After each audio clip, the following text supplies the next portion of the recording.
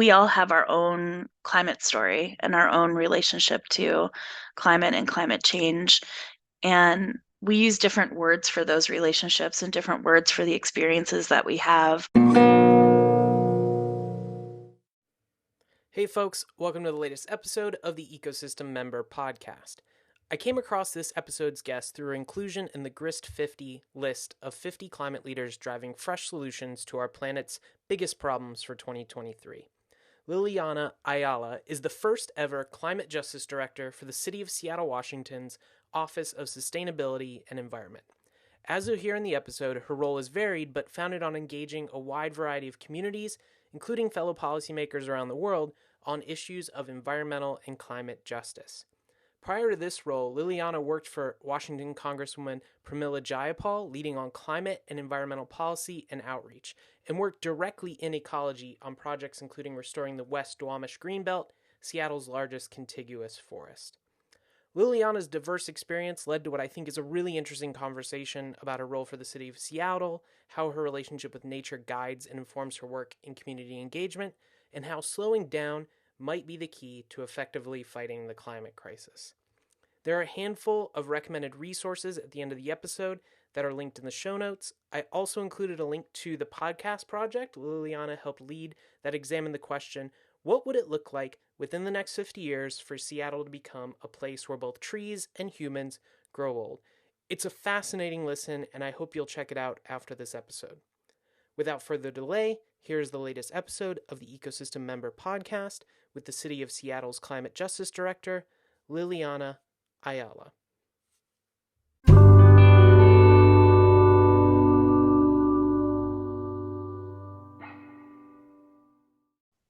Today on the Ecosystem Member Podcast, we are really excited to have Lylianna Allala, Climate Justice Director for the City of Seattle's Office of Sustainability and Environment.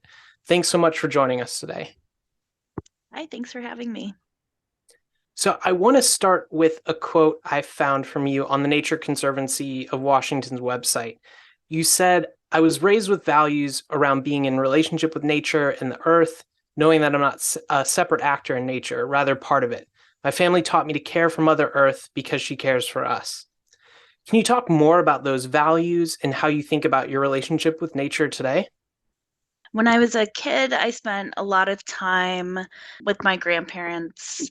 They would walk me around their garden, and I would help my grandmother water the plants.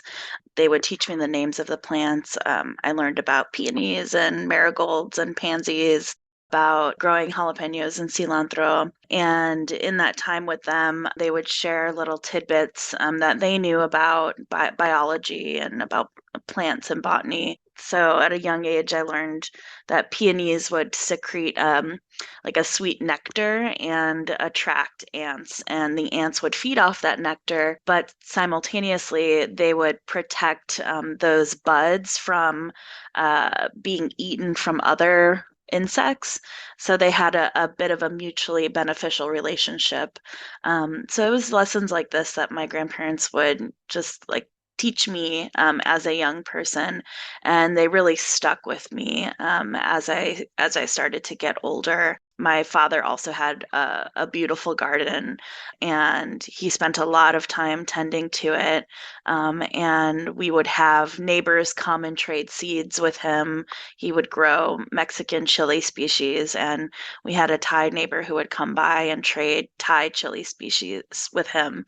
And so I would just kind of like see how the adults in my life were moving, and how they were sharing knowledge with me and with our neighbors, and how they were building relationship around a shared value of nature and the planet. And so that really shaped who I am and how I look at the world, the connections and lessons with like my ancestry and my culture, and how that informed building relationship with others around me, is really what I bring to the table when I'm working on climate and climate justice policy and programs.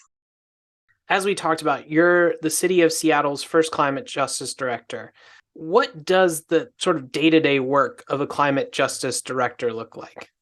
Each day as a climate justice director for the city of Seattle is different. It includes anything from filling out reimbursement paperwork, signing contracts, to spending time with my team and my direct reports, thinking about strategies for alleviating the impacts of climate change on Seattle's most vulnerable communities.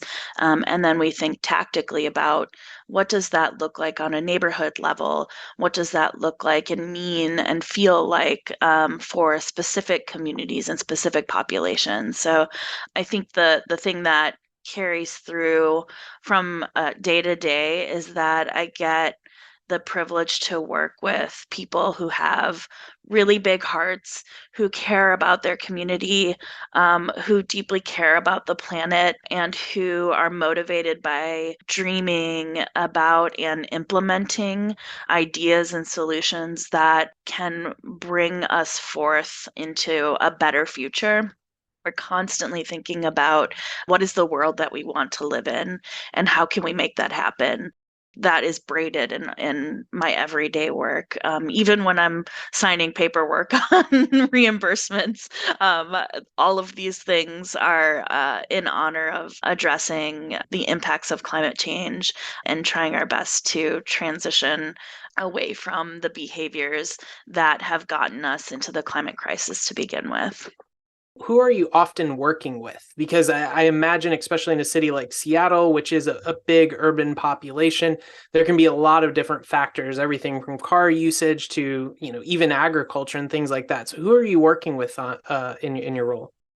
Yeah, that's an excellent question. In my role, I'm working with a lot of different folks. The way that we do our work centers our community partners. And as I mentioned earlier, we absolutely center the voices and experiences and solutions of folks who are disproportionately impacted by the climate crisis and by environmental injustice. So, nonprofit leaders and community leaders, community groups, those are folks who we are working with day in and day out. I also am working with other policy folks within the city of Seattle, within our county and state government and federal government, and also feel really lucky to be able to have access to thought leaders in other cities around the world. Folks in cities and in government really lean on each other to share best practices. And we then take those best practices and bring that knowledge back to our teams within government, but with our community partners as well, to really get a sense of might this program that worked in Bogota, Colombia, be applicable for us in Seattle, Washington? If so, what aspects of that might work for us here, and what aspects might not work for us here? What is unique to that city that might not carry over to Seattle? We're also working with folks in academia. We have partners at the University of Washington. We have conversations with drayage truck drivers and building owners. It really runs the gambit. And I think that it's important for us to be thoughtful and intentional about all of the folks who are impacted in some way by the climate crisis because the impacts are being felt by everybody. And so I think, climate change is a bit of a through line for many different constituencies. I know in some of your past life, you spent time leading climate environmental policy and outreach for Congresswoman Pramila Jayapal. So you talked a little bit about making sure those, I guess, underrepresented or marginalized voices are included in this conversation. Like, what did you learn in your time in that role about helping bringing those voices and those people into the conversation? Working for Congresswoman Jayapal was incredible. It was a wonderful learning experience, and it was the first time that I worked for somebody who had shared identities as I did. And so it was revolutionary in the sense that I didn't have to spend a lot of time explaining my methodology or why it was important for me to center underrepresented voices. That was an expectation of the work and how we did our work. And because of that, it allowed me more energy and bandwidth and just space mentally to think about the solutions in an innovative way versus trying to justify why we should do work in a certain way. And so I think the support that the congresswoman had and the expectation allowed me to more quickly build stronger relationships across different constituencies, and deeper relationships, which was incredible. And many of those relationships continue to carry over in my work in local government as well. And so that continuity and understanding of issues on the ground from the folks that are experiencing and leading the work locally has been really pivotal for me in my career.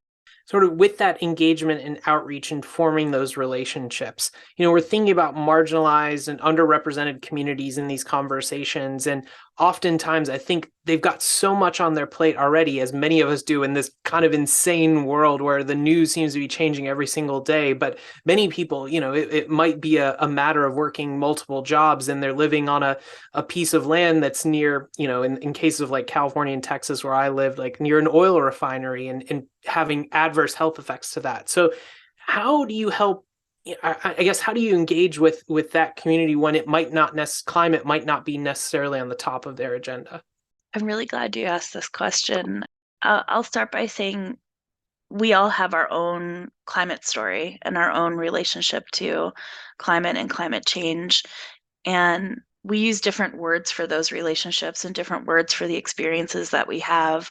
My family is from South Texas, and the impacts of fracking in South Texas on the Eagle Ford Shale is really front and centered for them. And I see it from a different perspective, and not the same perspective as they do. I think a lot of my family members may see the investments in fracking and the jobs that come with it as an opportunity to build generational wealth. And that is something I completely understand and intimately know that it's hard for some of our communities to get a foothold in steady jobs, to provide for themselves and their families. And so the starting point in the conversations for me always start in deep listening and centering empathy and trying to find a shared understanding despite the difference in perspectives. So while I believe that we have to find ways to transition off of fossil fuels, I have very close family members who are making a living off of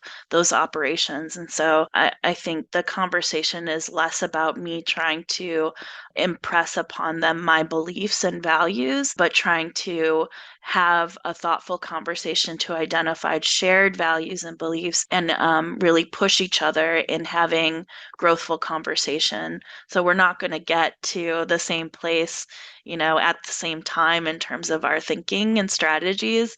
But I guess I feel really strongly in my belief in humanity and am willing to take the time to get there together, even if it's at a slower pace.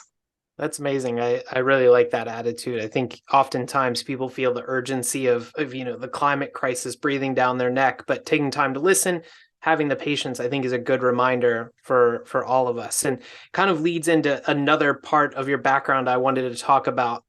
Nature itself doesn't always work at an incredible pace. And you know this quite well. Like you've worked on habitat restoration, trail building. I think there was one project with the West Duwamish Greenbelt, which is Seattle's largest contiguous forest. You have this relationship with nature. You worked on this direct role with ecology and engagement as well. And then you're also now working on innovative solutions. Like, how does all of that come together and give you, I guess, a unique perspective, probably compared to some of the policy folks and other folks that you're working with? Like, how does that all come together in your job as climate justice director?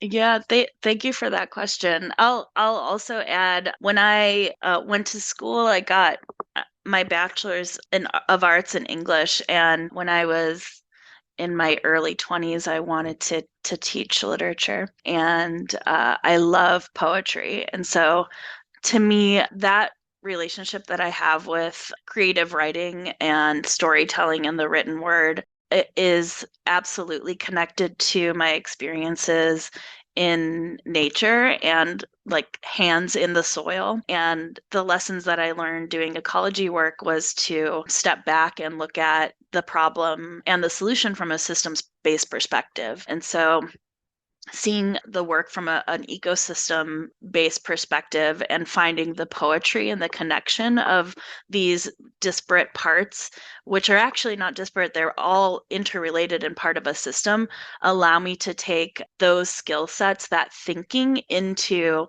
the policy work and into my relationships with different constituencies that we need to bring together if we're going to address the climate crisis. So, like, absolutely, systems thinking is something that I've learned from that.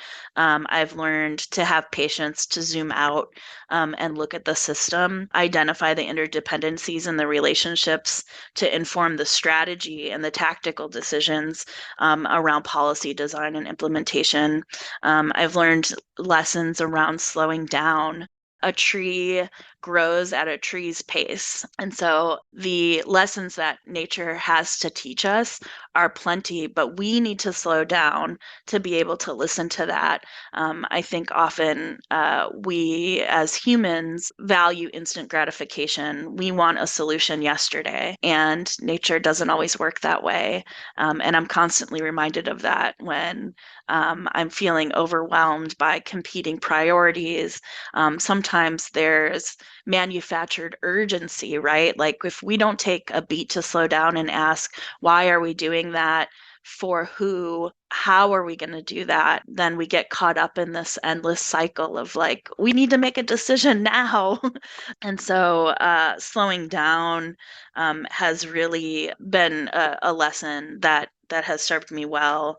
And then also everything is in a cycle. There's a season for everything, and nothing is meant to last forever. And nature teaches that to us every day. The composition and decomposition process is something that's really beautiful. And I try to remind myself of that and remind my colleagues of that. It's a lot of pressure to put on ourselves to come up with a solution that is 100% perfect and that's going to last forever, when the reality is the things that were true 5 years ago may not be true today. And we experienced that on a worldwide level with the COVID pandemic. And so I think there were a lot of lessons in that we can carry forward and put forth in how we treat ourselves and each other by being thoughtful about having a bit of grace for ourselves as we're putting solutions forth to some of the world's